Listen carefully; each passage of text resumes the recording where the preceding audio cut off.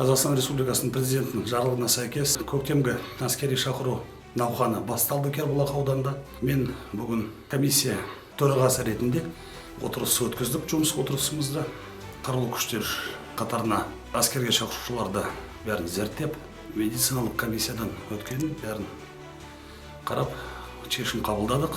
6 адам әскер қатарына кетеді.